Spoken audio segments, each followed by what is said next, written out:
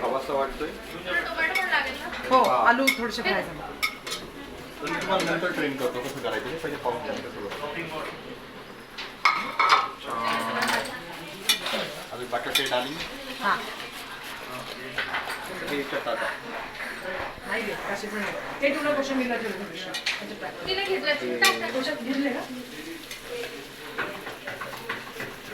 सुंदर असा आपण मसाला राईस करत आहोत.